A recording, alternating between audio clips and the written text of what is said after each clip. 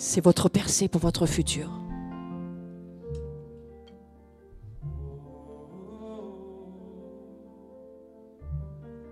Dieu désire nos parfums, notre amour, notre tout.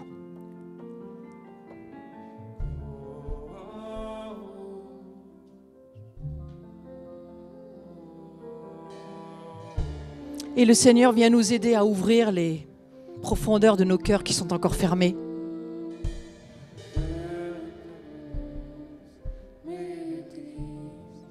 Le Seigneur veut aussi cette prière, il la veut pour nous. Alors il nous aide.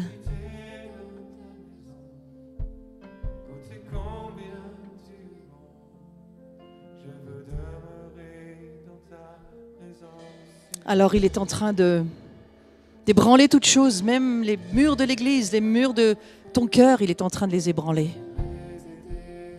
Il n'est pas dans tes projets, il n'est pas dans tes désirs, il n'est pas dans ton futur à toi que tu as prévu. Non, il est dans sa propre volonté pour toi. Et la chair ne peut en aucun cas suivre le Seigneur Jésus. La chair est ennemie des plans de Dieu. Nos désirs ne sont pas ceux du Seigneur. Alors le Seigneur vient nous aider. Il amène sa présence dans nos cœurs, autour de nous, et il nous appelle dans ses jardins. Alors il y a une église qui commence à dire qu'elle désire ses parfums. Et cette église-là se lève pour aider tout le reste à rentrer dans ce jardin. Est-ce que tu peux prononcer ces paroles? Tes parfums, c'est Dieu qui parle.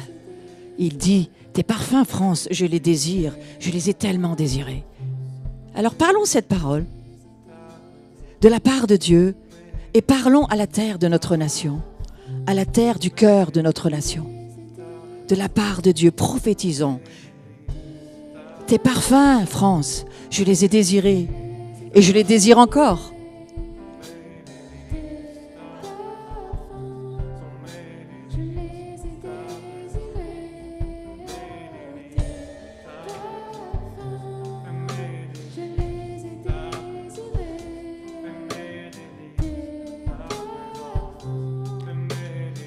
Le cœur de Dieu aime entendre le son de cette saison.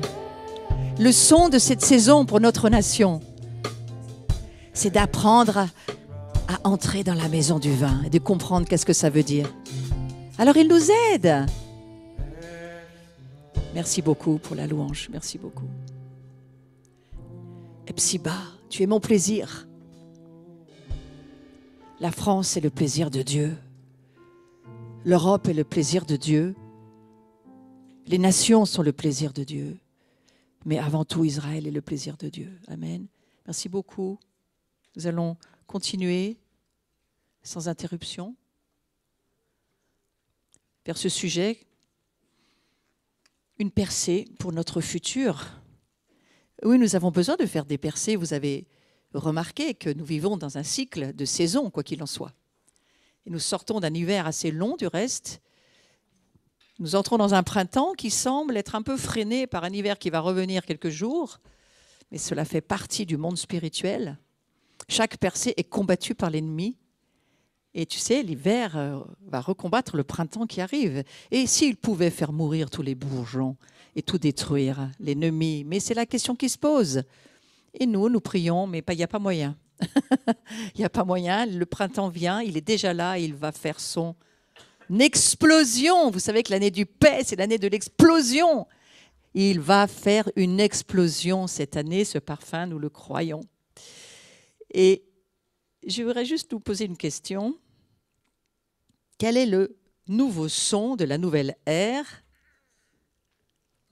C'est très intéressant, juste laisser cette image vous rejoindre dans votre cœur. Parce qu'ici, Dieu nous l'avait déjà dit, mais on va encore le redire et le redire. Les grandes eaux parlent, sont en train de parler. Il y a un bruit de beaucoup d'eau dans les cieux. Vous savez quoi? Qu'est-ce qu'on vient de chanter dans l'adoration? Ouvre tes écluses et descends. Vous aimeriez voir ça tomber sur votre maison? Je ne suis pas si sûre. Mais évidemment, nous parlons dans la dimension spirituelle. Et cette dimension spirituelle, eh bien oui, nous désirons, bien sûr. Nous désirons être submergés par la présence de Dieu, la substance de Dieu, l'amour de Dieu et tout. Mais vous savez quoi? Ça va beaucoup déranger nos vies.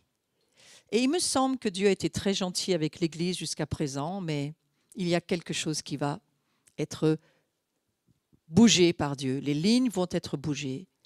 Les lignes de nos vies, ce qui nous sommes, ce que nous faisons, tout va maintenant d'une façon assez accélérée s'aligner au cœur de Dieu.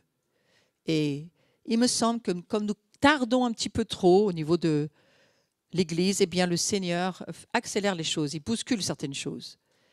Et au travers de ce qui se passe, eh bien c'est son moyen à lui. Vous savez, le plan B est contenu dans le plan A. Et en aucune manière, je suis en train de vous dire que ce que nous traversons vient de Dieu, en aucun cas.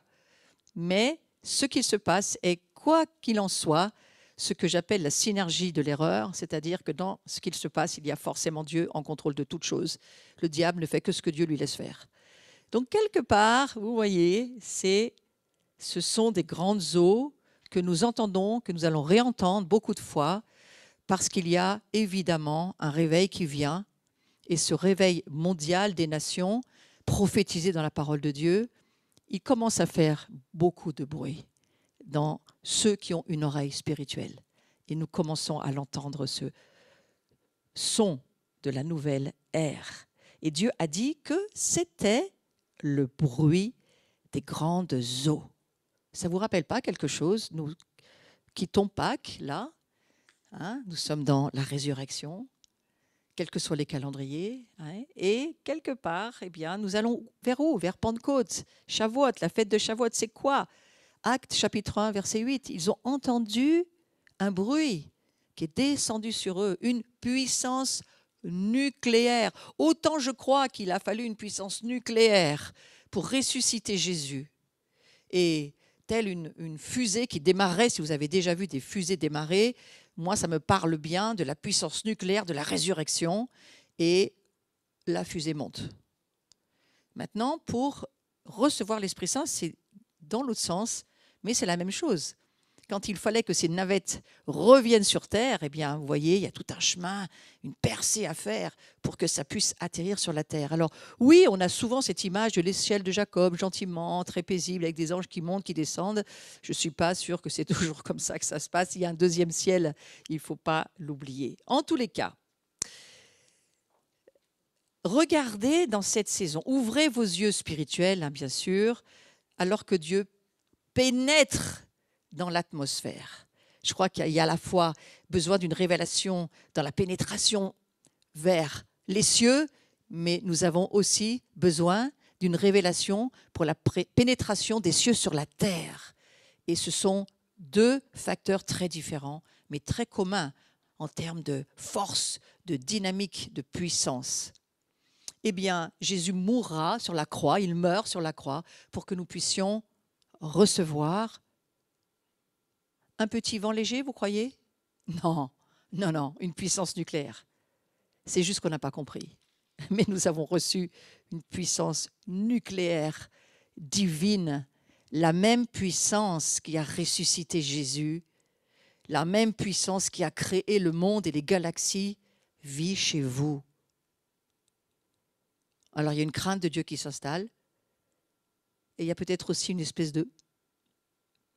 Si c'était vrai, ça se saurait, eh bien ça va se savoir chez ceux qui y croient. Amen. Donc c'est un moment de manœuvre et de déplacement. Il y a des grandes manœuvres dans les cieux qui sont en train de se mettre en place. Ne soyez pas ignorants de ces choses.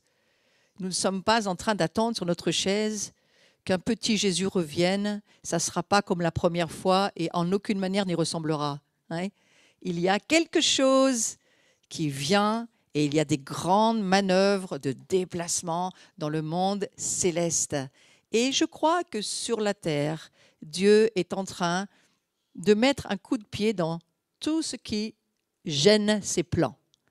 Alors, s'il y a quelques changements dans votre vie, peut-être vous devriez penser que ce n'est pas le diable, mais que c'est Dieu. Oh, vous aviez prévu des vacances. Oh, vous aviez prévu d'aller à Pâques chez la grand-mère. Oh, mais ça ne sera pas possible parce qu'il y a quelque chose que Dieu essaye de nous dire. C'est quelque chose qui vient des cieux. Le bruit des grandes eaux est en train de couvrir le bruit de ton cerveau avec toutes ces pensées humaines. Et c'est extrêmement important de le comprendre. Le Saint-Esprit, et c'est extraordinaire d'y penser, va créer des déviations, il va créer des contournements pour de nouvelles perspectives. Si vous êtes sur YouTube, vous pouvez écrire cela. Il va y avoir des déviations, des contournements pour de nouvelles perspectives. Dieu voudrait te sortir de tes perspectives humaines pour qu'il puisse te faire entrer dans ses perspectives à lui qui n'ont rien à voir. Ouais. Alors c'est très dangereux lorsque nous chantons « Ouvre tes écluses des cieux », mais nous l'avons fait, c'est trop tard. Alors, sachez que certaines parties de votre âme ont fermé l'accès à ce flux de Dieu pour des tas de raisons. Et le Seigneur est décidé à les ouvrir, puisque vous lui avez demandé tout à l'heure. Laissez-moi, dira le Seigneur, Dieu, ouvrir. Laissez Dieu ouvrir, laissez-le faire la chirurgie nécessaire qui doivent être faites. Il y a beaucoup de chirurgies dans nos cœurs qui ont besoin d'être faites. Non seulement extraire ce monde démoniaque qui y habite, les peurs, les craintes, les je ne sais pas, je veux savoir où est-ce qu'on va, tout ça. Il faut être délivré de ça. La Bible a déjà donné toutes les réponses à ces choses. Mais il y a un autre but pour Dieu, c'est que l'afflux de son esprit nucléaire puisse passer au travers de vous. Ce n'est pas lui qui ne veut pas, c'est vous qui ne lui permettez pas à l'heure actuelle. Hein? Et il y a, je crois, besoin d'un tout petit peu, pour ne pas dire beaucoup, d'humilité, pour dire, c'est vrai Seigneur, où es-tu dans ma vie? Qu'est-ce que je fais avec toi? Je mène ma vie. Est-ce que je mène la tienne? C'est intéressant de penser à cela. Et lorsque nous chantons que la rivière coule, voyez-vous, c'est déjà une toute petite rivière, cela, il y a beaucoup plus que ça. Mais j'ai mis quelque chose pour ne pas nous submerger trop. On y va tout doucement, de gloire en gloire. Donc je vous ai mis une petite orange gentille. Il y a beaucoup plus que ça. Ouais. Moi, je suis allée aux chutes du Niagara en bateau, aux pieds en bas. C'est autre chose que ça. Et là, ce n'est pas la crainte de Dieu qui vous prend, c'est « Bon, bah, si tu veux m'emmener, emmène-moi, je suis prête. » Tellement c'est puissant.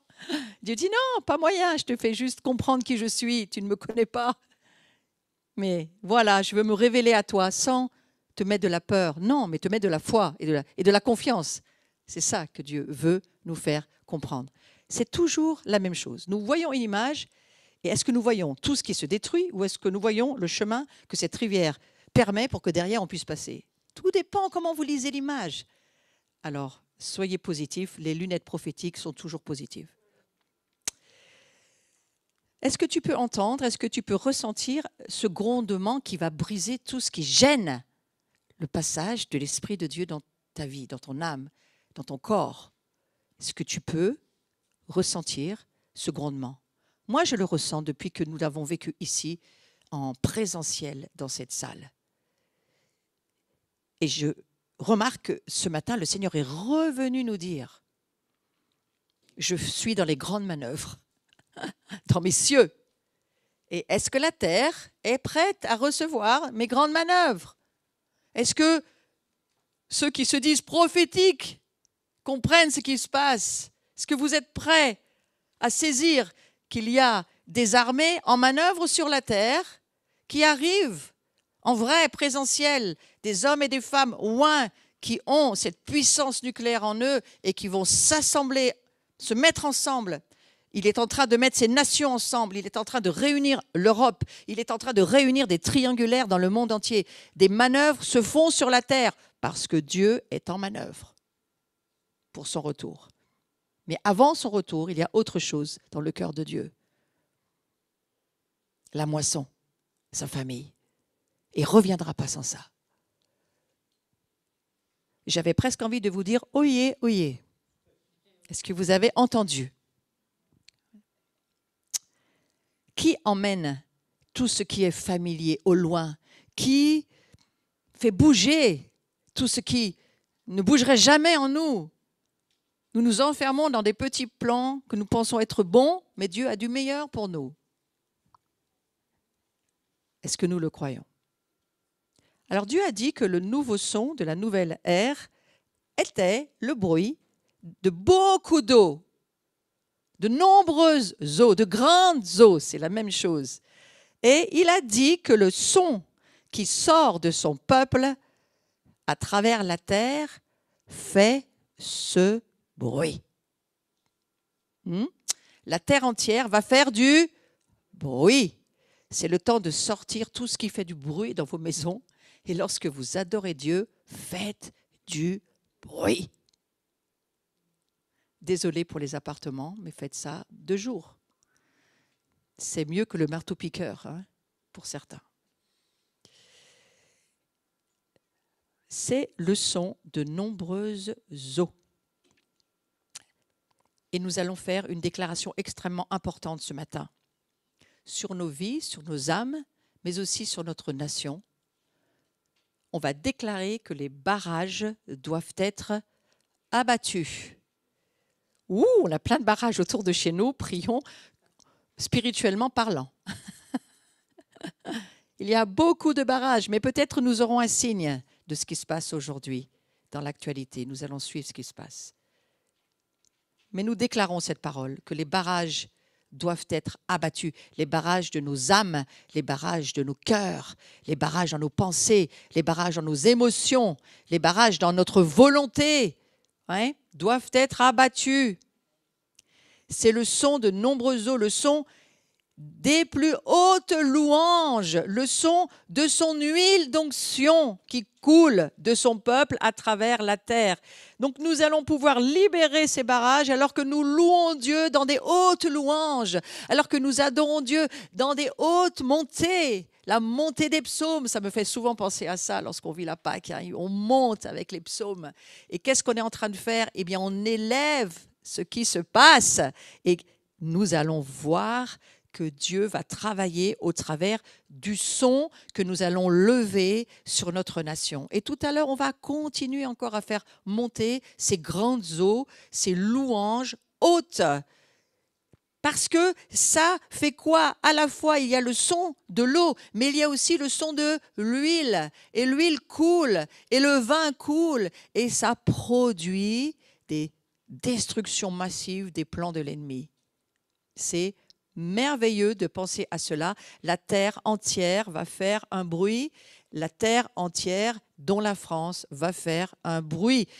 C'est le rugissement de Dieu et de sa rivière et de la rivière du peuple de Dieu. Vous vous souvenez, ici dans ce lieu, nous avons vécu un dimanche matin une présence de la rivière de Dieu et l'atmosphère, les choses ont changé. Et vous avez remarqué que nous sommes beaucoup plus facilement revenus dans la présence de Dieu, toute l'assemblée. C'est cette rivière spirituelle qui nous a ramenés dans sa maison. C'est Dieu qui le fait. On ne peut pas le faire par force. On peut juste laisser Dieu le faire. Aujourd'hui, l'Église va être totalement ébranlée, transformée, et l'Église prophétique doit faire les percées pour que l'Esprit de Dieu puisse faire ce qu'il veut. Et j'entends un grand Amen. Qu'est-ce qu'on va avoir à vivre? J'insiste, Dieu a dit que c'était le bruit de notre louange haute. Parle à ton âme et dis, tu vas te mettre à bénir Dieu maintenant. Ça va être très important. Et tu vas monter dans les hautes louanges. Mon âme, Et mon corps, tu vas suivre. Au nom de Jésus. Ce matin, il y avait un grand mouvement angélique dans cette salle. Il y avait un mouvement du Saint-Esprit et c'était là-bas. Et ça bougeait. Et ça ouvrait des écluses, ça ouvrait des chemins et ça permettait à la présence de descendre, de descendre, de descendre. Que Dieu soit béni. Qu'est-ce que Dieu est en train de faire pour tout cela? Merci beaucoup aussi à la louange, Laurent, qui a dirigé d'une manière divine et magnifique la parole prophétique où Dieu nous a déjà tout dit. Moi, je vais juste expliquer, mais Dieu a déjà tout dit dans l'adoration. Il a déjà parlé. J'ai même demandé à ce qu'on prenne des notes. Dans l'adoration, il faut un cahier, un crayon, il faut écrire. Parfois, on ne peut pas suivre sur le vidéoprojecteur, mais on peut suivre avec ses petites affaires personnelles. Ouais. Notez ce que Dieu dit dans l'adoration. Je vous rappelle que c'est là qu'il parle. Moi, je ne fais que le commentaire des textes. On ne s'est pas consulté. Tout correspond. Donc, ça veut dire que c'est Dieu. On ne s'est pas téléphoné avant et on ne s'est pas parlé hier soir. J'étais occupée hier soir. C'est Dieu. Alors, qu'est-ce que Dieu veut faire? Et c'était très clair pour moi de ce que Dieu voulait faire. Et je crois que le Seigneur change notre cœur en France, comme dans beaucoup d'autres nations, mais là je parle pour ma nation. Il change notre cœur parce que notre cœur ne lui convient pas. C'est pourquoi il y a un mouvement de repentance qui est sur nous en ce moment, parce que notre cœur doit changer totalement. Et comme Dieu nous aime, vous savez, Jérémie l'a déjà dit il y a longtemps, je vous donnerai un cœur de chair, pour que vous ne gardiez pas un cœur de pierre. Et cette parole de Jérémie, elle s'accomplit aujourd'hui aussi. Dieu va le faire pour Israël. Il a commencé à le faire. Il a commencé avec la famille messianique et maintenant, elle grandit, cette famille messianique. Le cœur d'Israël est en train de changer. Mais il faut aussi que notre cœur change, bien sûr. Je vais vous lire une parole que j'ai recueillie parce que je suis très connectée en ce moment dans mon esprit. Ce n'est pas toujours le cas, mais là, je suis très connectée avec l'Assemblée Glory of Zion parce qu'ils vivent exactement ce que nous vivons. Ils entendent exactement ce que nous entendons. Donc, c'est important de nous entraider les uns les autres. Alors, voilà ce que Chuck a dit. C'est extrêmement étonnant, mais je vais vous le lire.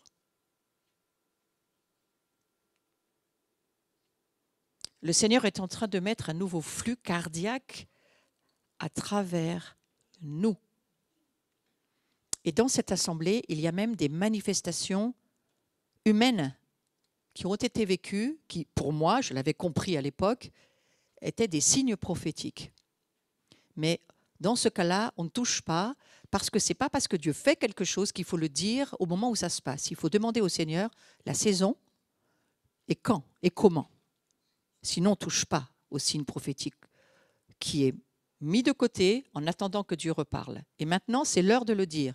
Donc, je le dis parce que vous allez comprendre ce que je suis en train de vous dire. Dieu a dit, je te mettrai des stents.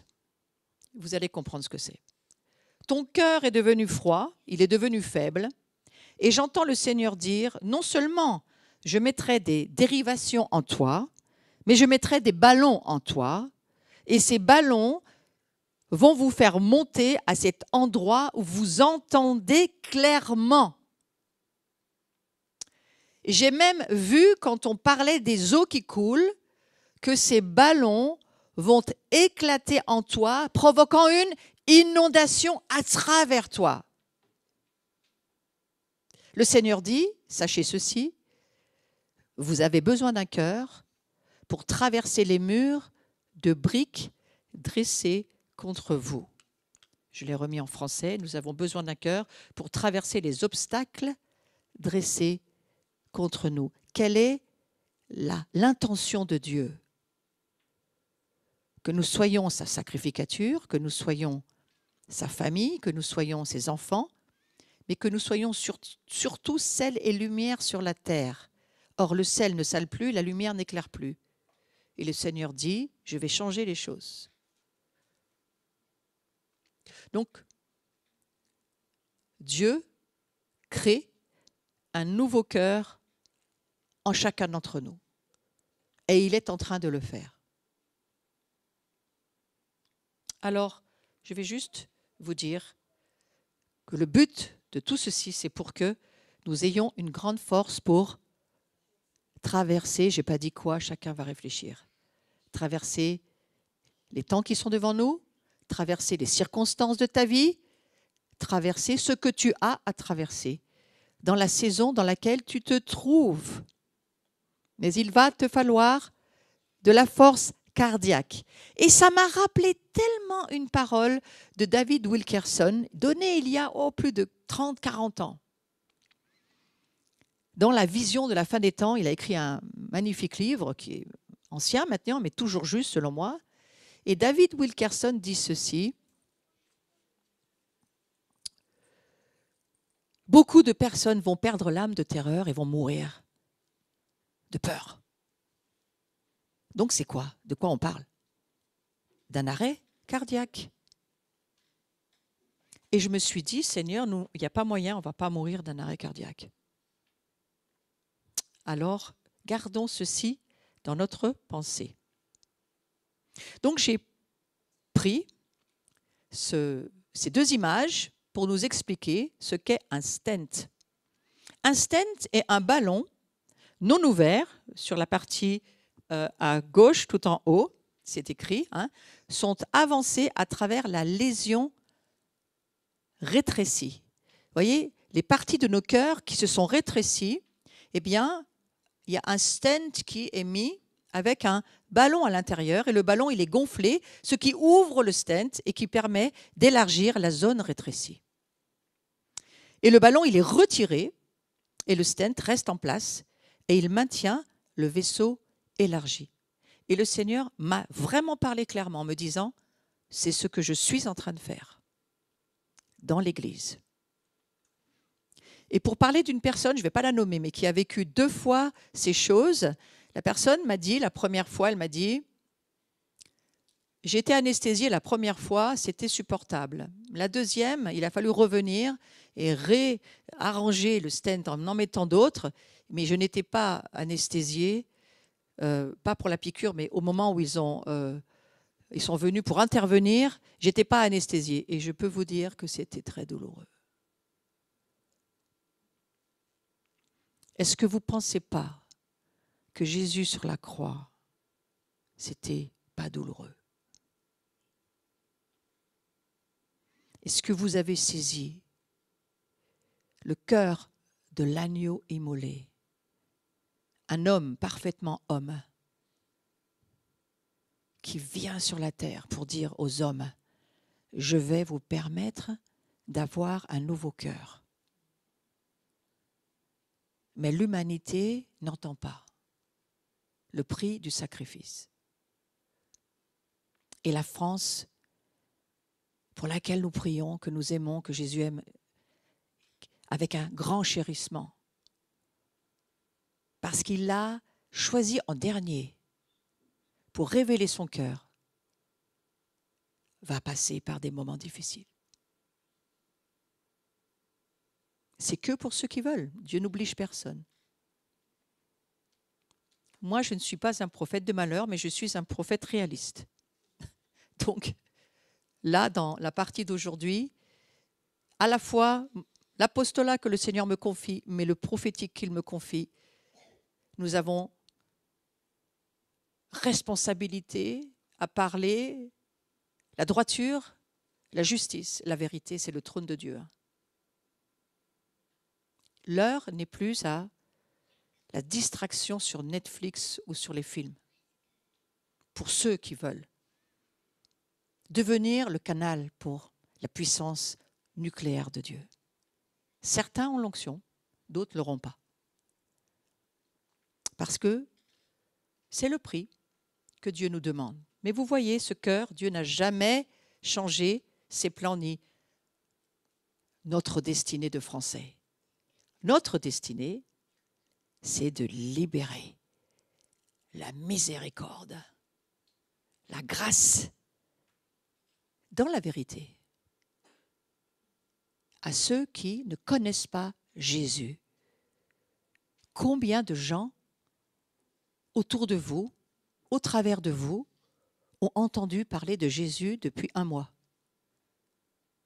Alors, joignez vos mains et commencez à dire au Seigneur, je ne veux pas me laisser être condamné, mais je veux reconnaître mon péché. Et ceux qui n'ont vraiment pas réussi à le faire, eh bien dites-vous, Seigneur, viens m'aider. J'accepte l'opération cardiaque. Amen. Parce que Dieu n'a pas lâché l'affaire. Il n'a pas dit, la France, nation bouc, on n'y arrive pas. Non, non, il donne encore des chances. Il donne encore des chances. Et il dit, est-ce qu'aujourd'hui, tu veux mon cœur? Voilà, c'est quelque chose que vraiment je porte ces jours.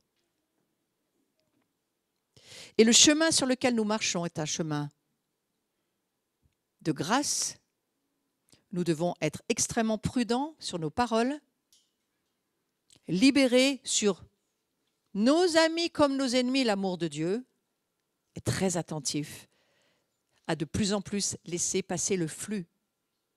Toute parole de jugement est retenue par Satan, faites attention. Il fait ses listes, lui aussi. Et il vaudrait mieux que vous n'ayez pas de liste. Voilà. Donc ce que je comprends, c'est que Dieu fait une percée. Et maintenant, nous allons, je crois, faire cette prière ensemble, parce que Dieu, faisant une percée avec sa puissance dans nos cœurs, nos pensées nous permettant de jaillir avec des eaux vivantes, moi c'est ce que je prie pour chacun, tandis qu'il monte au milieu, le Seigneur monte, et il nous permet de voir différemment les choses. Dans l'adoration, nous montons et Dieu nous permet de voir des choses que nous ne pouvons voir qu'avec les yeux de l'Esprit Saint en nous, pas les yeux de notre âme, pas les yeux de notre chair, mais les yeux du Saint-Esprit qui deviennent nos yeux. Alors nous voyons et nous allons voir, nos oreilles vont entendre des choses impressionnantes, nos pieds vont marcher sur des lieux élevés jusqu'à voler comme les séraphins. Nous allons vivre des choses dans le monde mystique, parce que la France a un appel aux mystiques. Attention, j'y mets que la partie positive. Pour certains, les mystiques sont des gens du New Age uniquement pour le diable. Non, non, non, il y a un côté mystique de notre nation qui est appelé à monter pour voir ce que Dieu veut nous faire voir. Alors, s'il vous plaît, si vous êtes d'accord avec cette idée que vous allez vivre des déviations, des contournements, il y a des choses que Dieu va faire dans votre cœur, mais si vous le souhaitez, nous allons faire cette prière et je vais vous demander de vous lever. Si vous êtes sur le Zoom, levez-vous. Parce que nous parlons à Dieu, nous parlons au monde angélique, mais nous parlons aussi au monde démoniaque qui nous entendent. Et nous demandons à l'agneau de Dieu dans les cieux vivants de recevoir notre prière. Il reçoit notre prière. Et c'est une prière que nous allons dire à haute voix. Père très saint, nous demandons une percée avec ta puissance dans nos cœurs, nos pensées.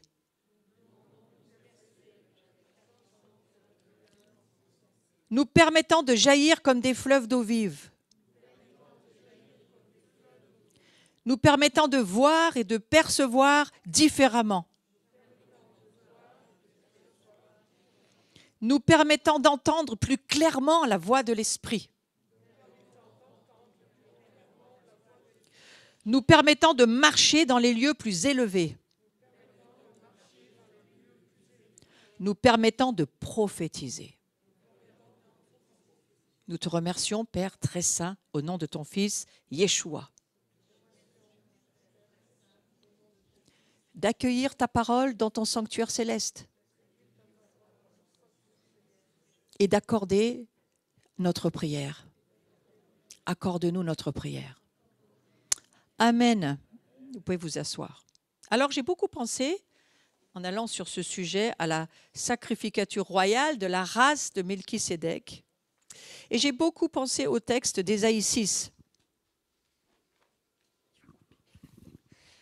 L'année de la mort du roi Osias, je vis le Seigneur assis sur un trône très élevé, et les pans de sa robe remplissaient le temple. Des séraphins se tenaient au-dessus de lui. Ils avaient chacun 6 ailes, 2 dont ils se couvraient la face, 2 dont ils se couvraient les pieds, et 2 dont ils se servaient pour voler. Et ils criaient l'un à l'autre. Ils criaient. 2000 ans, le diable a fait taire l'Église en disant on n'a pas le droit de parler. Mais dans les cieux, ça crie depuis toujours. Ils criaient l'un à l'autre. Ils ne criaient même pas vers Dieu, ils se criaient l'un à l'autre. Vous nous voyez dans un culte dire à quelqu'un « Hé, Jésus, il est là !» Et l'orateur, il te sort. Le pasteur en charge, il te sort. Vous comprenez pourquoi l'Église doit changer. Et je ne me moque pas. Je dis juste l'Église doit changer. Si Dieu veut crier, il faut le laisser crier. Dites Amen. Ouais. Donc ils criaient l'un à l'autre et disaient « Saint, Saint, Saint est l'Éternel des armées. Toute la terre est pleine de sa gloire. » Ça, ce sont des hautes louanges. Ça, ce sont des louanges divines qui ouvrent des chemins, qui amènent une autorité spirituelle. C'est cela des hautes louanges. Les portes, à ce moment-là, parce qu'ils ont crié avec conviction la parole de Dieu, les portes furent ébranlées dans leur fondement. Ce n'est pas la porte qui est tombée, c'est les fondements qui ont ébranlé toute chose. Les portes furent ébranlées dans leur fondement par la voix qui retentissait et la maison se remplit de fumée. Parce qu'ils ont saisi que la puissance de la voix prophétique ébranle toute chose. Or, il me semble que Dieu nous dit qu'il veut ébranler toute chose. Comment pensez-vous qu'il va faire? À votre avis, il va prendre un marteau des cieux et le faire tomber sur la terre? Mais non, c'est par vous qu'il va ébranler les choses. C'est par ses sacrificateurs, c'est par son Église. Il va ébranler son Église, il va l'obliger maintenant à parler une parole prophétique qui va permettre les ébranlements. Donc, les ébranlements vont passer par vous. Donc, il faut avoir un cœur solide. Dans une réunion, vous n'avez pas le droit de parler. Dieu te dit maintenant, parle à haute voix devant tout le monde. Non, merci, tu sors de la salle. Et tu as désobéi à Dieu. Qui veut me suivre? Toute l'Église. Moi. Et quand Dieu parle, il n'y a plus personne. Alors aujourd'hui, il faut juste comprendre cette parole. C'est la voix qui retentissait. Par la voix qui retentissait. Les ébranlements se sont faits et imaginez que ce soit un cœur. Un cœur d'une personne ou le cœur d'une nation à qui Dieu veuille parler. Qu'est-ce qui se passe? Alors, il va lever des crieurs. Qui voudrait crier? Qui voudrait crier? Mais ils prennent des notes au-dessus, c'est pour ça, je dis. C'est pas moi que vous répondez. Et alors qu'ils criaient, qu'est-ce qui se passe? Nous crions sur le cœur des nations, des ébranlements arrivent, et la fumée peut rentrer dans des endroits où c'était bloqué, c'était fermé. Les stratégies de Dieu sont en train d'arriver. Et maintenant, je voudrais vous emmener un petit peu plus loin dans le fait que lorsqu'on fait de la musique, souvent, on ne parle pas seulement du son, mais on parle de l'intonation qui, dans le jargon du musicien, ça parle de la façon de jouer en harmonie, c'est-à-dire c'est l'ensemble des inflexions que peut prendre une voix. Donc crier, c'est pas seulement un son, mais c'est un ton, une tonalité. Il y a une tonalité derrière. Eh bien, voilà ce que Dieu veut faire. Pas seulement changer votre cœur, parce qu'il va en avoir besoin pour ce que Dieu va nous demander, mais Dieu nous donne la bonne tonalité. Il va nous rendre sensibles à la tonalité dont il a besoin. Quand Dieu va envoyer un son, il va envoyer un ton. Sors de ma vie, esprit méchant. Je ne suis pas très sûre que ça va marcher. Sors de ma vie, esprit mauvais. Oui, ça risque de marcher. Il y a des tons pour les sons pour cette saison. Donc il y a une manière de faire que Dieu veut lever, pas seulement du pupitre, bien qu'il va falloir que ça sorte aussi du pupitre. Bénissez Laurent et l'équipe de louanges. Mais ça sort aussi de toi d'ici, là, dans la salle. Est-ce que vous êtes prêts pour le ton? Ils prennent des notes. Il y a dans cette salle, vous savez, certains, peut-être je ne sais pas, des années, je ne calcule plus. Dans une prédication, Dieu m'a dit, mets ta chaussure sur ta tête. J'ai dit, il n'y a pas moyen. Il n'y a pas moyen, je ne ferai pas. Je ne pouvais plus prêcher. Il m'avait affiché un panneau, chaussures sur ta tête, chaussures sur ta tête, chaussures sur ta tête. Je ne pouvais plus suivre ma pensée. J'ai mis la chaussure sur ma tête. Il n'y avait pas de YouTube à cette époque-là, merci Seigneur. Ni de Zoom d'ailleurs. Et après, tout le monde rit. Mais ce n'était pas très drôle, finalement. Quand Dieu va envoyer un son, il va envoyer un ton, et c'est quelque chose que vous devez entendre, et ensuite avec lequel il va falloir vous aligner. Obéir, c'est la même chose.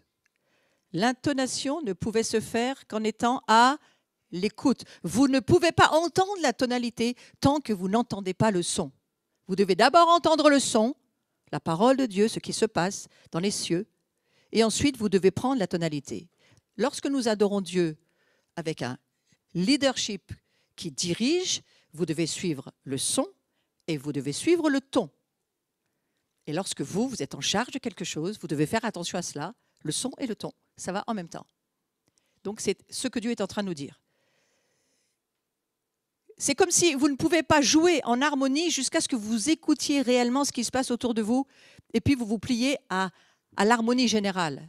Et moi, j'ai fait partie des chorales quand j'étais jeune. Et s'il y en a un qui chante faux, c'est juste très perturbant pour tout le monde. On a envie de le jeter, de le mettre dehors parce qu'il gêne tout le monde. Mais c'est cela que Dieu veut nous dire. C'est ne gêne pas mon flux et mon harmonie. Donc, ne sois pas le canard au milieu de la couvée des cygnes. Hein. Mets-toi dans le bon son et mets-toi dans le bon ton. C'est intéressant ce que Dieu nous dit, très intéressant. Il n'y a pas seulement ça. Il y a le fait aussi que l'Esprit nous demande d'aller vite ou d'aller doucement. Vous voyez, ce bruit de grandes eaux, il y a des moments où ça va se rétrécir, il y a des moments où ça va s'élargir. Et donc, ce flux de l'Esprit, il faut savoir quand il va en accélérer ou lorsqu'il va en position de repli, en plus lente manifestation. Tout cela, le Seigneur est très intéressé que nous soyons soumis les uns aux autres au leadership parce que lui, c'est sa seule manière qu'il a de travailler pour le moment. Alors l'Esprit nous demandera certainement de nous arrêter ou de ralentir ou d'accélérer, d'écouter ce que le Seigneur fait et de voir ce qu'il fait dans les circonstances autour de nous. Il me semble que ça veut dire qu'il y a un petit reproche de la part du Seigneur qui essaye de nous dire « Non, mais tu ne fais pas assez attention aux gens autour de toi. Tu n'arrives pas à marcher avec les autres. Tu marches trop en individualisme. Il faut apprendre à écouter et à ressentir le ton de ton frère, de ta sœur à côté de toi. Peut-être de ceux qui t'entourent. Et apprendre à les écouter et à suivre leur ton. Imagine quelqu'un qui vient de perdre un bien-aimé. Tu ne viens pas lui amener une parole prophétique en hurlant, mais tu viens avec l'esprit de la consolation et de la miséricorde, lui faire du bien. Et je crois que le Seigneur essaye de nous dire, on pourrait faire un peu mieux. Donc, ça aussi, ça va dans cette perspective nouvelle. Faites attention, parce que la moisson qui vient, nous nous préparons pour la moisson, je vous rappelle, et la moisson qui vient, les gens qui vont être autour de toi vont avoir besoin d'être honoré et respecté, quel qu'il soit. Dieu tient à ce que nous marchions avec la culture de l'honneur et du respect des autres. Et l'Église doit être dans l'excellence à ce sujet. C'est intéressant de nous dire, rends-moi sensible au son et au ton et au flux de ce que tu veux faire couler au travers de moi. Alors, il va falloir faire des ajustements, et puis pour faire les ajustements et pour être en harmonie avec lui, qu'est-ce que Dieu nous a dit déjà à nous dans cette maison, mais il le dit aussi pour la France.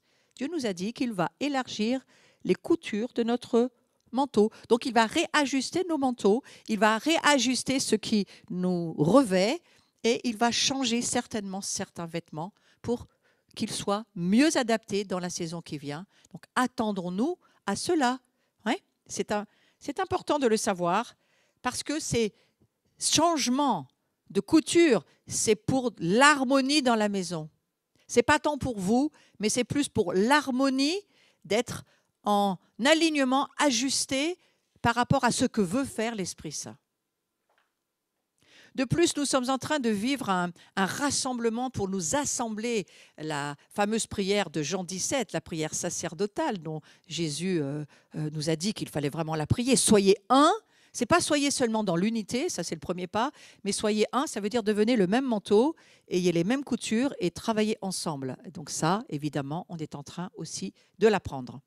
Donc nous avons laissé le monde nous dire à quoi notre cœur devait s'attacher, qu'est-ce que notre cœur devait ressentir, c'est beaucoup le monde, à quoi notre cœur devait ressembler. Souvent, tout notre intérieur, nos images, nos références viennent de ce monde. Et comment il devrait agir, ce cœur que nous avons par rapport à ce monde. Et Dieu dit stop, non, c'est fini, c'est plus comme ça. Là, ça s'arrête, j'ébranle toute chose. Si c'est basé sur la miséricorde et la compassion du monde, mais pas sur la miséricorde et la compassion du Seigneur, c'est une œuvre morte qui ne donne rien. Et je crois que le Seigneur est en train de tailler l'arbre que nous sommes, tailler la vigne que nous sommes en disant « c'est ma miséricorde, c'est ma compassion, elles n'ont rien à voir avec celle du monde. » Il faut apprendre à faire la différence. « Ah, mais miséricorde, ça a un son... d'une maison qui n'est pas la nôtre. » Non, mais le cœur de miséricorde de Dieu, c'est le son de sa maison. Et nous allons apprendre. Je suis très touchée parce que c'est l'année de Sainte Faustine. Moi, je suis certains saints, bien que je ne sois pas de confession catholique, je suis de confession du royaume de Dieu, mais je suis certains saints parce que j'aime leur vie. Et Sainte Faustine, c'est son année, elle porte la miséricorde. Et Jésus est venu la visiter. Je ne crois pas que c'est le diable qui l'a visitée. Jésus est venu la visiter il y a des années et lui a dit « Sainte Faustine, tu devras dire au monde qu'ils ne connaissent pas ma miséricorde. Ça sera ton message. » Elle a vécu quelques années, elle est morte à 33 ans. Elle a écrit son message, son livre, elle a servi dans un monastère. Elle était toujours dans les tâches comme Marthe, mais elle écrivait son cœur. Et aujourd'hui, le Seigneur se sert de ses écrits. Elle n'était pas sur les estrades. Mais Jésus était venu la visiter et lui dire « Maintenant, tu vas écrire ce que je te demande d'écrire et tu vas vivre la vie que je te demande de vivre. » Et toute sa famille était contre. Et un soir, elle s'est enfuie de chez ses parents sans rien dire pour obéir au Seigneur, parce que ses parents ne voulaient pas qu'elle rentre dans le couvent. C'est pas facile de suivre Dieu. Mais quelle profondeur dans ce qu'elle écrit. Ce cœur de Yeshua, ce cœur de Jésus-Christ qui veut que nous le rencontrions pour le devenir. Alors, le Seigneur va nous redonner, je le redis, la bonne tonalité. Le Seigneur va nous remettre au diapason de son cœur. Il va redonner le bon ton, le ton juste, le ton qui est en accord avec lui, qui se déplace par l'Esprit de Dieu dans les situations que seul l'Esprit de Dieu peut toucher, parce que nous ne pouvons pas toucher les situations actuelles. Ne laissez pas votre cœur être dirigé par ce monde, ni par la miséricorde de ce monde, ni par la compassion de ce monde. Elles n'ont rien à voir avec celle de Dieu. Pour cela, passons du temps dans sa présence. Laissons-nous être submergés dans la substance de sa présence, ce face-à-face. Alors, on va aller sur un autre sujet intéressant aussi. J'ai vraiment entendu cela. Le Seigneur syntonise nos cœurs aux siens. Et comme nous ne savons pas ce que ça veut dire, je suis allée voir.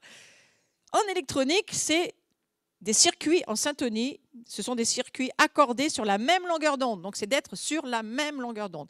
J'ai appris un nouveau mot, moi, en préparant cette journée. Dieu syntonise nos cœurs. En psychologie, ça veut dire qu'on met une personne en totale harmonie avec ses sentiments. Combien de gens sont venus dans l'Église par religion, par rituel, les sentiments n'y étaient plus. Et ça pouvait parfois d'ailleurs se comprendre. Dieu nous veut en harmonie avec ses sentiments et sur la même longueur d'onde. Rentre en toi-même et prie cette prière. Jésus, Seigneur Jésus, syntonise mon cœur avec le tien. Syntonise mon cœur avec le tien. Mets-le en harmonie avec tes émotions qui deviennent mes émotions. Je veux pleurer quand Jésus pleure, je veux rire quand Jésus rit. Nous ne pouvons pas passer un portail dans les cieux, c'est-à-dire nous ne pouvons pas monter au-delà d'une certaine hauteur par nous-mêmes. Nous montons simplement par, je vous l'ai dit tout à l'heure, le bruit des grandes eaux. Nous montons par le son des hautes louanges. Souvenez-vous de cela. Et les ondes de mon esprit vous porteront. Voilà ce qu'a entendu Chuck Pierce. Les ondes de l'Esprit de Dieu vont nous porter alors que nous syntonisons notre cœur avec celui de Jésus. Nous désirons être en harmonie avec son cœur et nous le laissons faire l'opération chirurgicale cardiaque qui va peut-être durer une saison ou deux. Mais si nous savons pourquoi nous la vivons, cette opération, ça vaut la peine. Alors moi, j'ai remarqué que ceux qui se sont fait poser des stents, ils ont une certaine petite angoisse après parce que est-ce qu'on va vivre normalement ? Oui. Est-ce qu'il va falloir réadapter un petit peu notre cœur? Ah, ben oui, il faut réapprendre, faire un peu du sport, à bouger et puis à continuer à faire marcher ce cardiaque. Donc, ceux qui, et nous en subirons tous, subissons ou subiront des opérations cardiaques, surtout n'arrêtez pas de louer Dieu. N'arrêtez pas de faire la gymnastique spirituelle, c'est-à-dire la louange, l'adoration, l'action de grâce. N'arrêtez pas. Il faut absolument habituer votre cœur à ce rythme. Et alors, il a rajouté quelque chose. Je le rajoute, ce n'est pas moi qui l'ai dit, comme ça je me cache derrière. Dansez, louez Dieu, louez, dansez devant le Seigneur, exaltez-le, parce que lui seul en est digne, mais ça va aussi dans le fait de passer, aider à ce que, dans la substance de sa présence, nous puissions monter et passer les portails. Certains vous diront, c'est une manière de dire, passer au travers du voile déchiré. C'est ça que ça veut dire aussi. Ça veut dire, nous allons monter dans des hautes louanges et là, nous permettons au ciel de rejoindre la terre et la terre de rejoindre le ciel et il n'y a plus d'obstacle. C'est cela que j'entends, moi, que je comprends par passer le voile déchiré, la chair de Jésus-Christ. C'est lorsque nous sommes en union avec les cieux et la terre ensemble. Et au moment où Jésus reviendra d'ailleurs sur le mont des Oliviers, là, ça sera total. Ce ne sera pas seulement des endroits, mais ça sera en totalité. La Nouvelle Jérusalem viendra. Et il n'y aura plus de séparation entre les cieux et la terre. Ça, c'est un plan formidable qui nous attend. Vous ne comprenez pas tout, moi non plus. Ça n'a pas d'intérêt de tout comprendre, sinon on serait déjà Dieu. Monte d'un échelon. C'est une parole pour cette saison et je vais un peu l'expliquer. Maintenant, il y a comme des cordes qui descendent depuis les cieux, mais voyez, exactement comme cette petite fille, on nous apprenait à l'école, on nous apprenait à l'école à monter à la corde. Et certains, ils faisaient un nœud, 2 nœuds, puis après, ça n'a pas moyen, ils redescendaient à terre. Et il y en a qui, par contre, même sans nœud, d'ailleurs, ils montent. Mais là, écoutez, Dieu est bon, il met des nœuds. Hein. Bon, voilà. Et il va falloir monter d'un échelon. Dieu ne vous demande pas de faire jusqu'aux cieux. Ce n'est pas à nous de le faire, ça. Il nous demande de monter d'un échelon. Ouais. Et il semblerait que beaucoup s'accrochent au premier nœud, mais ils ne bougent pas. Ils attendent que Jésus revienne. Et Jésus dit non, il faut monter à l'échelon supérieur. Je suis mort pour que tu puisses grandir et progresser. Je suis mort, j'ai donné ma vie pour que tu puisses monter avec moi. Alors nous, on n'a pas la puissance nucléaire de la fusée, de l'esprit de résurrection qui était en Jésus, bien que nous l'ayons, mais nous ne savons pas comment le faire fonctionner. Il vaut peut-être mieux d'ailleurs. Je ne suis pas très sûre qu'on se retrouvait dans les cieux. Et là, du coup, si vous voyez ce que je vois, c'est assez drôle, mais je ne vais pas vous le décrire. Donc du coup, là, voilà. Pensez à monter à l'échelon supérieur, au moins l'échelon supérieur. Ouais. Tu dois monter d'un échelon, tu dois monter d'un échelon. C'est ça que Dieu nous dit, c'est important. Et lorsque nous saisissons la corde, lorsque nous agissons en obéissant, Dieu envoie son esprit. Mais si tu restes sur le nœud de la saison passée, mais non seulement tu vas être extrêmement déçu, mais tu n'auras pas ce flux de l'Esprit Saint en toi. Tu n'auras pas la puissance pour faire ce que Dieu te demande. Tu ne l'auras juste pas. Parce que Dieu te dit, il faut monter d'un échelon. Dans tes hautes louanges, dans ton implication à la sacrificature, dans l'engagement de ta communauté, dans l'engagement de ta vie de tous les jours, il faut monter d'un échelon. Dites avec moi, je vais décider de monter d'un échelon. Les notes ont été prises, c'est fait. Et alors que tu vas faire ce pas, le Saint-Esprit va venir sur toi. Il vient lorsque tu montes dans l'effort que Dieu te demande de faire. Donc ce n'est pas par pouvoir ou par puissance, mais par l'Esprit du Seigneur. Atteins et attrape l'échelon suivant. Et le Seigneur dit que quand tu vas saisir cette nouvelle prise, parce que c'est une prise qu'il faut prendre avec ses mains, je t'insufflerai mon esprit quand tu le feras. Pas avant. Alors je vais vous lire ce verset que je trouve magnifique. C'est le verset de Genèse chapitre 2 verset 7. L'Éternel Dieu avait formé l'homme de la poudre de la terre et il avait soufflé dans ses narines une respiration de vie et l'homme fut fait en âme vivante. La King James dit ceci, et le Seigneur Dieu forma l'homme de la poussière du sol, il souffla dans ses narines le souffle de vie et l'homme devint une âme vivante. Alors, lorsque nous saisissons la corde, eh bien, nous recevons le Saint-Esprit. S'il vous plaît, ne restez pas accrochés au premier ou à l'endroit du nœud où vous êtes. Peut-être vous êtes au milieu de la corde. Il faut encore monter d'un échelon. Peut-être vous êtes presque arrivé en haut. Il y a encore un échelon. Parce qu'à ce que j'ai compris, c'est pour ça que j'ai mis cette photo, je ne voyais pas le bout de la corde. Mais selon moi, il n'a pas de fin. Personne ne peut dire qu'il est arrivé. J'ai trouvé ça excellent. Ouais. Donc, cherchez pas le bout, vous ne l'avez pas. Cherchez pas de savoir combien il a de nœuds, cette corde, vous ne le saurez pas, vous ne le saurez jamais. Dieu te dit juste, je veux que tu montes l'échelon au-dessus. Je ne veux pas que tu maîtrises toute la corde. Je ne veux pas que tu cherches à savoir combien il y a de nœuds sur la corde. Je connais bien l'esprit français, c'est pour ça que je vous le dis. Ouais. Mais simplement, monte l'échelon juste au-dessus. C'est tout. Faites cela en respirant. Si vous bloquez votre respiration, ça ne va pas aider ni vous ni Dieu. Il faut respirer. Il faut faire les choses en respirant. Vous voyez combien le diable nous vole la respiration. Alors, respirez. Et n'ayez pas peur de respirer dans la présence de Dieu. Respirez mon esprit au-dedans de vous d'une manière dont vous n'avez jamais inspiré. Ça, c'est une parole de Chuck Pierce.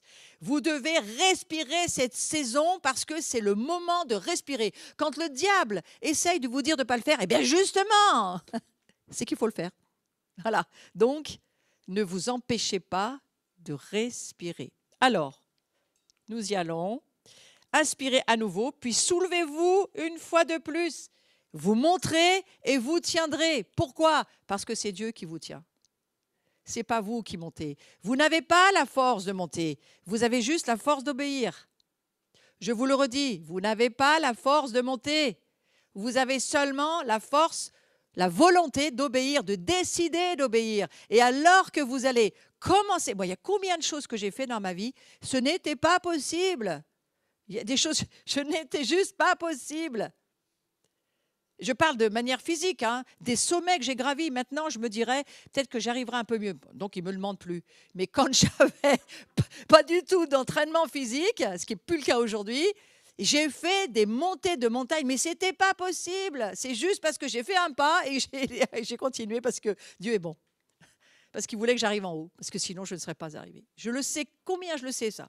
Et il faut continuer aujourd'hui dans cet état d'esprit. Nous savons du reste, Romains 8, verset 28. Nous savons du reste que toute chose concourt au bien de ceux qui aiment Dieu, de ceux qui sont appelés selon son dessein. Mais j'aime bien la traduction parole de vie, je vous la redis.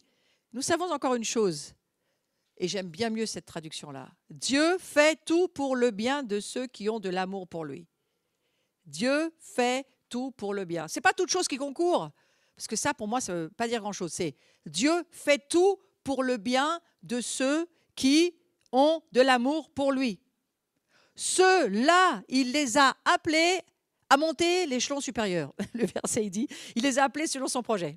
Ben, son projet, c'est de monter juste là, le nœud au-dessus. Et vous allez voir l'Esprit Saint sur vous. Donc, il fait concourir toutes choses pour notre bien. Il faut l'entendre cette saison, qui n'est pas toujours facile pour tout le monde. Ne soyez pas confus, ne soyez pas découragés. Regardez la boîte dans laquelle vous avez emprisonné vos pensées. Regardez la boîte dans laquelle vous êtes enfermé, dans laquelle votre cœur est enfermé. Regardez comment vous avez fait vos murs. Vous avez maçonné, monté des briques, vous avez fait vos petits projets, vous avez vos petites... Mais Dieu, il n'est pas là-dedans. Il n'est pas là-dedans. Il n'est pas dans vos petits garages, vos petites maisons, vos petits projets, votre petit avenir, votre petite destinée, vos petites assiettes. Il n'est pas là-dedans. Vous avez une puissance nucléaire en vous qui n'attend qu'à s'exprimer. Mais est-ce que vous allez lui laisser la permission?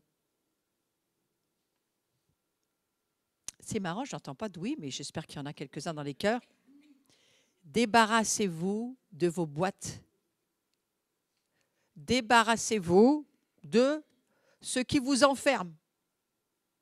Débarrassez-vous de ce que vous voyez l'Esprit Saint vous montrer aujourd'hui de vous-même. C'est très important. Parce que Dieu envoie son vent, il envoie ses grandes eaux, mais pas seulement. Il envoie son vent. C'est lui qui envoie les vagues. Et le Seigneur, il dit, j'envoie le vent. Vous avez vu, on a traversé beaucoup de tempêtes, mais ce n'est pas fini, il va y en avoir d'autres.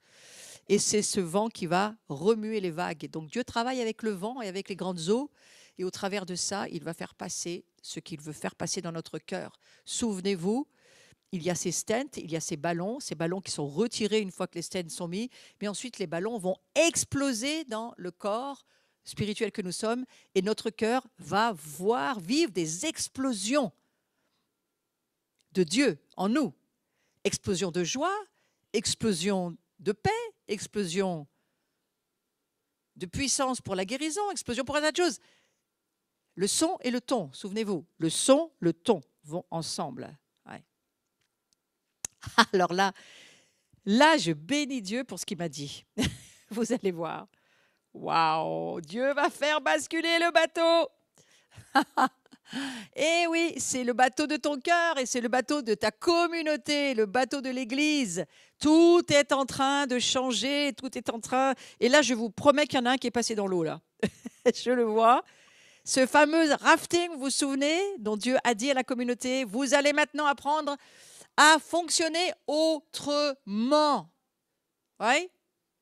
Le Seigneur dit que c'est une heure où je vais vous faire sortir du bateau. Donc, même si nous sommes sur ce bateau-là, il va encore nous éjecter pour que vous puissiez entrer dans de nouvelles dimensions et une nouvelle profondeur avec moi, dit le Seigneur. C'est une prophétie pour chacun d'entre nous. Alors, déjà certains, il faut sortir de votre paquebot pour rentrer dans le bateau du rafting. Et quand vous êtes dans le bateau du rafting, vous savez qu'à tout moment, vous pouvez être éjecté, mais vous savez nager. Amen. C'est pour nous. Le mouvement prophétique, l'Église qui se lève pour être dirigée par le vent et les grandes eaux, va vivre cette dimension.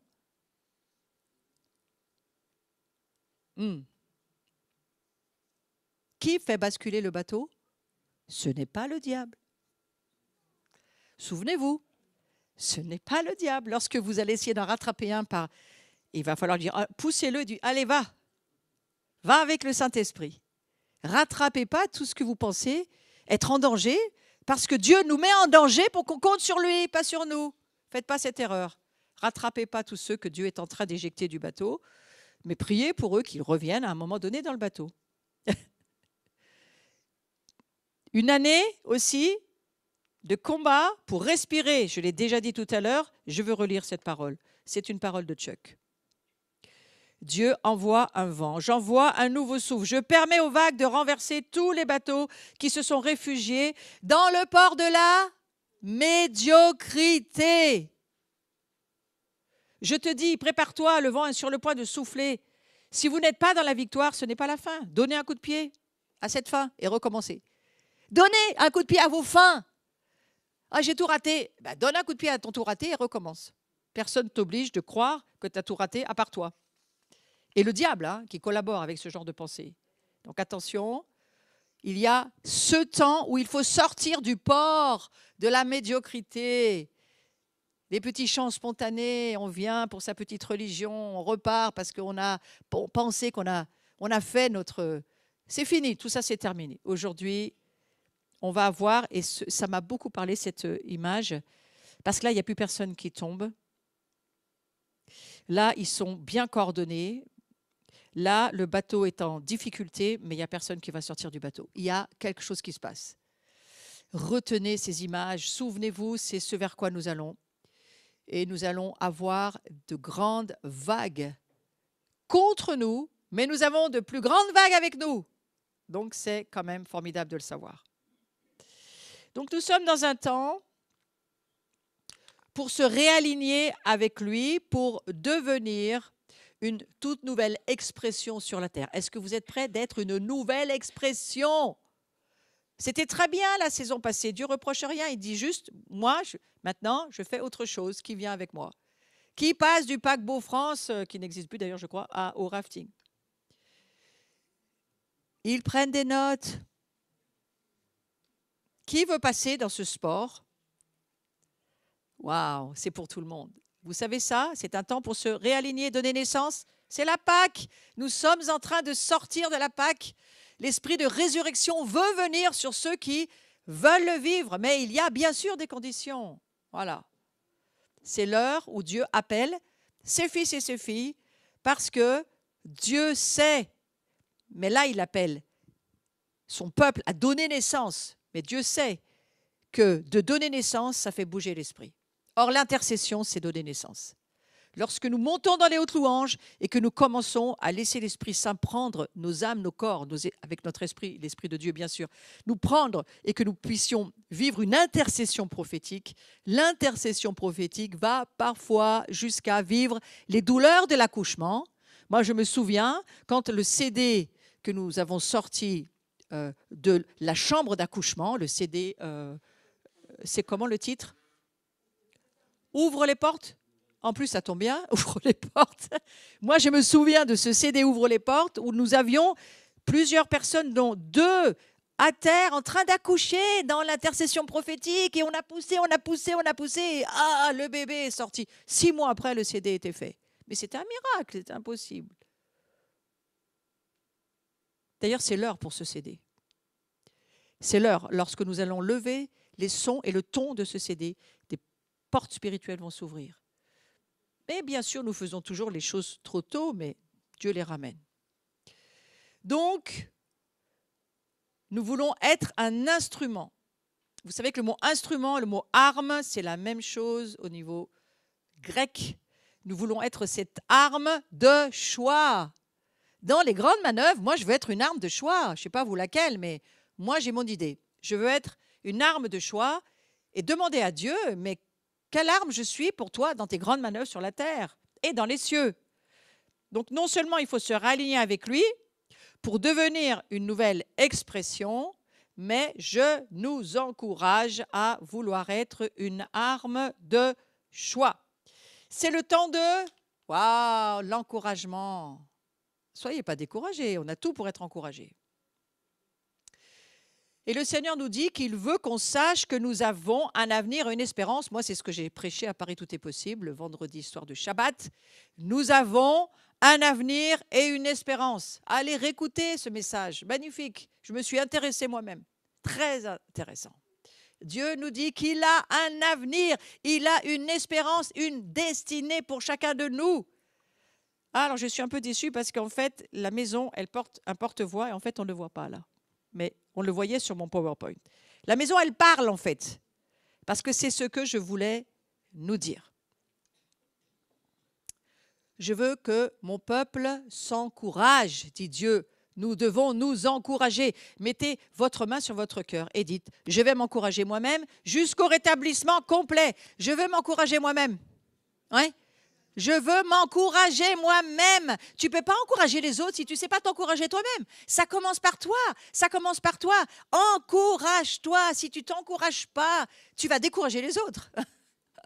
Encourage-toi toi-même. C'est l'année de la parole, c'est l'année du mégaphone. Les communautés d'intercesseurs, de veilleurs, de guetteurs doivent se lever pour encourager non seulement les chrétiens à tenir, mais le monde à croire dans un avenir. Le monde à croire dans une espérance. Merci Virginie. Le miracle est toujours là. Voilà, nos maisons doivent parler. C'était ça que ça voulait dire. Nos maisons doivent parler, pas seulement une personne. Toute la maison doit crier. Vous savez, les Arméniens, quand on les persécutait, puisqu'ils ne pouvaient plus parler, ils écrivaient tous sur le mur de leur maison. Il y en avait de partout, à l'extérieur, à l'intérieur. Ils marquaient des versets de pierre sur les églises. Puisqu'ils ne pouvaient plus parler, ils faisaient parler leur maison. Nous entrons dans une saison où nos maisons vont parler. Votre maison ne doit pas ressembler à la maison de ce monde. Votre maison, c'est une maison de Dieu. Alors, n'en faites pas un sanctuaire religieux, ça n'attirera pas le monde. Hein. Ce n'est pas ça que ça veut dire. Hein. N'en faites pas... Mettez pas une croix immense dans le salon pour que personne ose rentrer. Hein. Non, c'est pas ça que je suis en train de vous dire. Hein. Je suis en train de vous dire que vos maisons... Oh, pardon, je remets du son. Vos maisons doivent refléter la beauté de la création. Un très beau bouquet, parfois, me parle plus qu'une croix, moi, personnellement. Hein. Vous voyez ? Mais pensez à ça. C'est l'heure où vos maisons doivent encourager vos voisins, ceux que vous invitez chez vous. En rentrant chez vous, ils verront Dieu. Pas seulement en vous regardant. Ouais. Waouh. Le Seigneur m'a parlé là-dessus. Il m'a dit, ta maison va parler de moi. Pense à ça. Fais les choses pour que le monde autour me connaisse et que ça les encourage. Et d'ailleurs, j'ai remarqué que celui qui fait un joli bouquet de fleurs dans sa maison, il s'encourage lui-même en fait. Hein. Il s'encourage parce que ça fait du bien. Ça met de l'odeur, des parfums. Ça met quelque chose de joli, un joli tableau bien placé, une maison bien arrangée. C'est peut-être pour ça que l'année dernière, au mois d'août, nous, on a dû complètement tout changer chez nous, casser des murs, tout refaire. Chaque fois que je rentre dans ma maison, je me dis, qu'est-ce que c'est bien? Qu'est-ce qu'on est bien? Qu'est-ce que j'ai bien fait? Ça a coûté cher, mais ça valait la peine. Voilà. Alors, encourager, ça veut dire quoi? Ça veut dire fortifier, inviter, appeler quelqu'un dans une nouvelle place de joie. C'est ça que ça veut dire. L'encouragement, c'est toujours dans la joie. C'est jamais hors de la joie de Dieu. Je ne suis pas en train de vous parler du petit bonheur, hein, ma petite maison dans la prairie. Non, c'est la joie de Dieu, là. C'est pas pareil. Hein. Ça veut dire appeler à un nouvel engagement, à un but ou à une vision. J'espère qu'aujourd'hui, vous avez pris une vision. La vision que Dieu a posée dès le début dans l'adoration et qu'il est en train de développer au travers de cet enseignement prophétique. C'est produire la confiance en produisant une foi fraîche. Il nous faut une foi fraîche. Il nous faut quelque chose de frais. On passe du paquebot au rafting, ça rafraîchit, surtout qu'on risque beaucoup de tomber, donc on va être très frais, très vite. Hein. Et il y a quelque chose que Dieu ne veut jamais reproduire. Il a créé les saisons, non pas parce qu'il s'ennuie, mais parce qu'il est ainsi fait. Il est ainsi fait qu'il aime les saisons et il aime que les choses puissent être exposées dans toute leur variété, leur diversité, leur complémentarité. Ça, c'est la définition du terme érad. Dieu est printemps, Dieu est été, Dieu est automne et Dieu est hiver. Et Dieu n'est pas que l'hiver ou que le printemps ou que l'été. Il est tout ça ensemble. Sauf que lui, il le met à la saison et au timing, dans le son et dans le ton qu'il désire. Et c'est d'apprendre à vivre avec lui comme ça. Je reviens sur mon histoire d'encouragement. Sans encouragement, nous n'entrons pas dans les nouvelles choses. Nous ne pouvons pas, nous sommes trop fatigués. C'est pourquoi pour monter sur le nœud au-dessus de la corde, l'échelon supérieur, il nous faut être encouragé pour faire cet effort. Moi, je fais du sport avec un coach.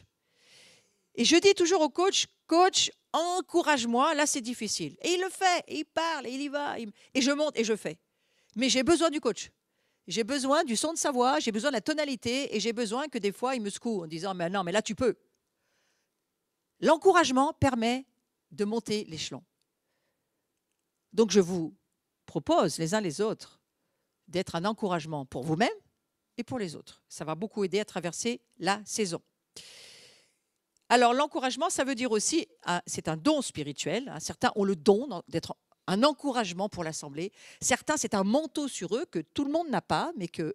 Donc voilà, nous ne pouvons pas faire autre chose que ça. C'est un don spirituel qui permet à d'autres de voir que le meilleur est toujours devant. C'est un don. Certains ont ce don. Et en général, les amis autour lui disent « Non, mais tu n'es pas réaliste ». Les pessimistes lui disent « Non, mais là, tu dis n'importe quoi ». Les optimistes, c'est les seuls qui arrivent à le rejoindre. Hein. Mais l'encouragement, c'est un manteau, c'est un don sur certaines personnes. Et ces personnes-là, ça nous permet de passer à l'échelon supérieur dans la saison qui nous attend. Alors, partagez votre don si vous l'avez.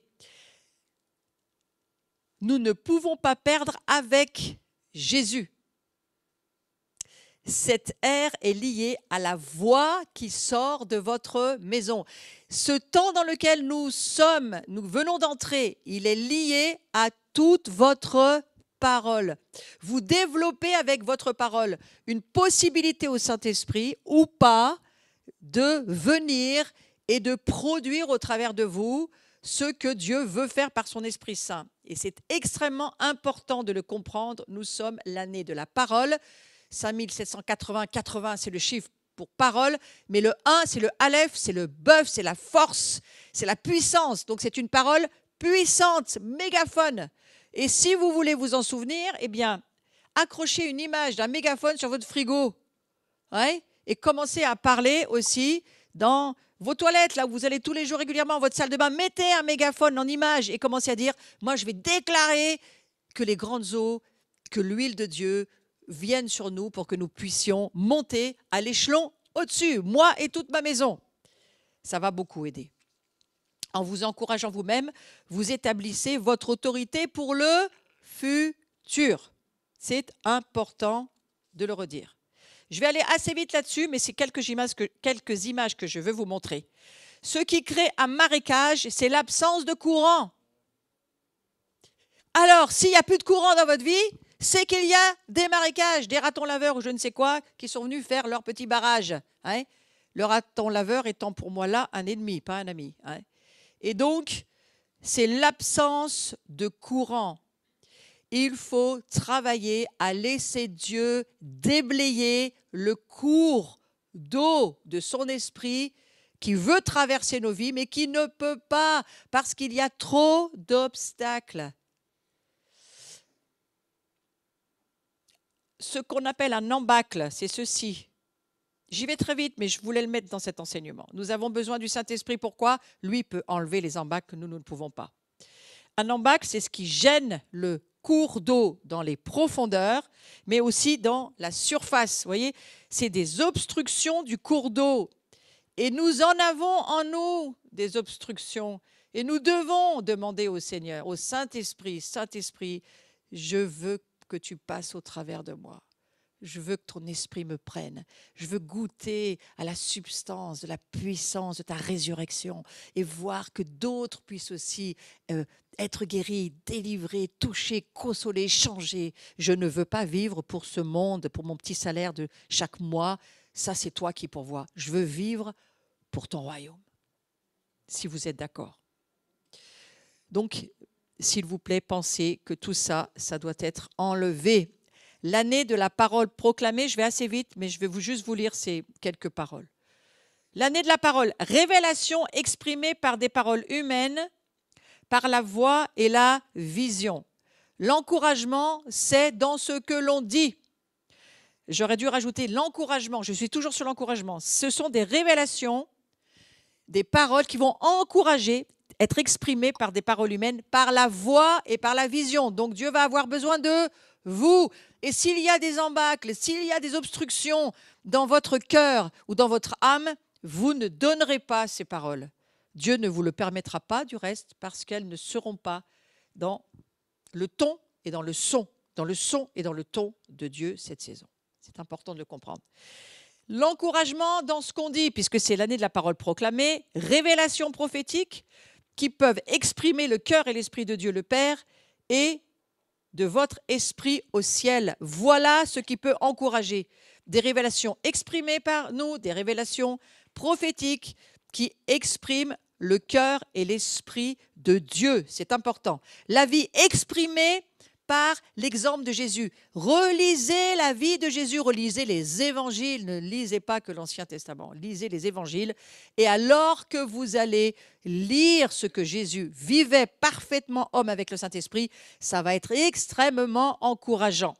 Il y a les paroles du ciel qui créent un événement et le ciel, il crie liberté, liberté. Donc il faut que chaque fois que nous déclarons par nos paroles la pensée et le cœur de Dieu, eh bien, sachez que ça crée un événement pour le futur. Ça ouvre une percée pour la destinée de la personne dont vous vous occupez, de la situation sur laquelle vous parlez, peut-être même de votre propre vie. Cela crée un événement. C'est toute la puissance et le pouvoir de la parole prophétique. Mais souvenez-vous de là où nous venons depuis ce matin.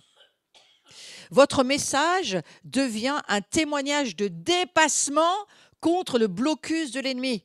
Donc, par une parole prophétique, vous pouvez détruire un embâcle dans la vie de quelqu'un, vous pouvez libérer les obstructions et vous pouvez de nouveau laisser le Saint-Esprit passer au travers. Vous vous rendez compte de ce que Dieu attend. Alors, avant de le faire pour les autres, commencez par votre propre vie. Et aujourd'hui, ça va être le sujet de cette journée. À la fin, il y aura du ministère en présentiel et sur Zoom. Pas sur YouTube, j'en suis désolée, mais sur ces deux possibilités de Zoom et du présentiel, nous allons prier pour cela. Alors, comment s'encourager soi-même et les autres? Je vais finir avec ça. Regardez, ouvrez vos yeux, regardez, pour examiner comment vous démontrez la victoire. Regardez vous. Regardez pas les autres d'abord. Regardez vous. Arrêtez-vous et écoutez les autres pour déterminer aussi à quel point ils veulent sérieusement changer lorsque vous vous occupez des autres. Arrêtez-vous, faites attention. Si vous parlez à quelqu'un d'autre, quelle langue il parle? Vous voyez, on ne peut pas parler un langage pentecôtiste à une personne qui est de culture catholique, qui ne se comprennent pas. Il faut apprendre un langage compréhensible. Ça aussi, c'est important. Mais en tous les cas, regardez-vous et regardez les autres. Pour s'encourager soi-même, il faut reconnaître les petits commencements. On l'a aussi parlé, ça, dans la motivation. Reconnaissez les petits commencements. Regardez, vous avez fait un pas, montez l'échelon du dessus. Ce n'est pas forcément des grands pas que Dieu vous demande.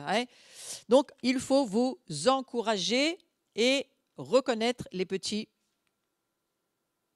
commencements. Et il faut redévelopper. Développer, c'est extrêmement important, l'estime de soi. Sans estime de vous, ça ne fonctionnera pas. Ça ne sera pas possible.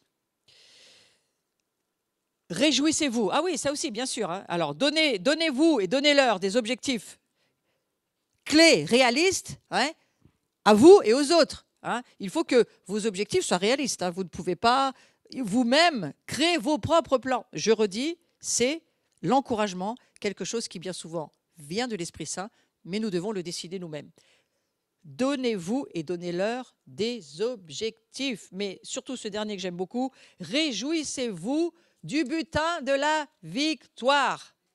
C'est extrêmement important. Nous vivons beaucoup de victoires dans cette communauté. Beaucoup de victoires dans l'intercession, beaucoup de victoires dans l'adoration. Nous vivons beaucoup de victoires dans des tas d'autres domaines de nos vies. Il faut le déclarer, le témoigner, parce que c'est la parole de notre témoignage de ce que fait le sang de l'agneau. Apocalypse chapitre 12, verset 11, qui fait que nous avons vaincu Satan. Votre maison doit parler cette année. Votre maison doit parler cette année. Et vous devez vous encourager les autres. L'Église n'est pas là pour être encouragée. Elle doit savoir s'encourager et être un bras, la main de Dieu, d'encouragement pour les autres. Si l'Église ne sait pas s'encourager elle-même, elle a perdu son appel. Elle a perdu le sel, elle a perdu la lumière. Donc faites de vos vies, faites de vos maisons un encouragement pour vous et pour les autres. Waouh, on va se lever, on va prier, j'ai fini.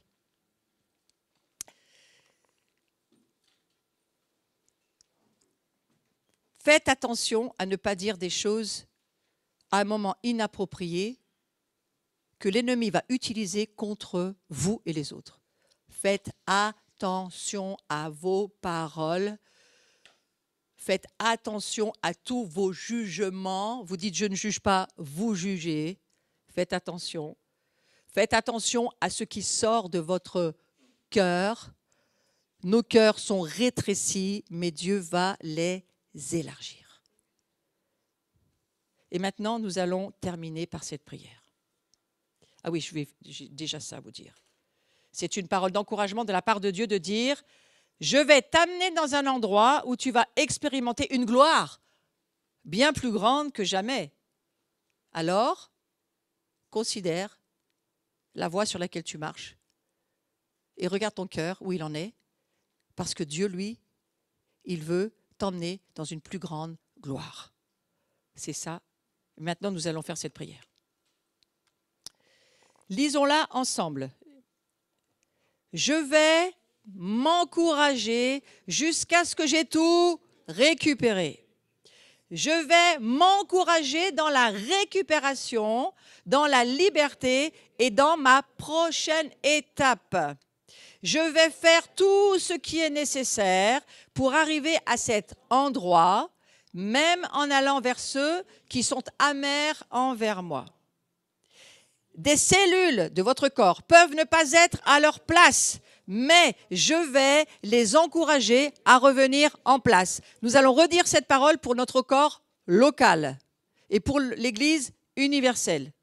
Des cellules peuvent ne pas être à leur place dans mon corps, mais je vais les encourager à revenir en place. C'est ça l'encouragement. Je vais entrer dans le son de l'encouragement jusqu'à ce que j'entre dans ma prochaine étape de victoire. Seigneur, je te remercie pour cette matinée. Je te remercie parce qu'il y a sur nous cet esprit de la résurrection, cet esprit de la victoire, mais il y a aussi en nous cet esprit de repentance, de revenir dans notre cœur et de te laisser nous montrer et faire ce que tu veut faire alors que nous acceptons que tu le fasses. Nous voulons renoncer dans notre cœur à tout ce qui fait obstacle, tous les embâcles, tout ce qui empêche ton Esprit Saint de passer au travers de notre cœur.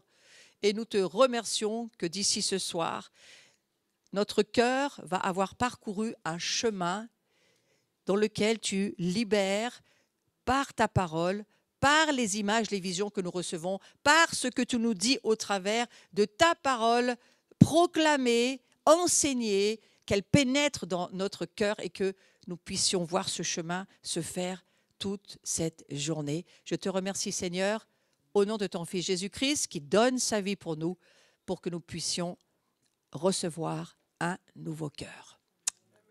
Amen.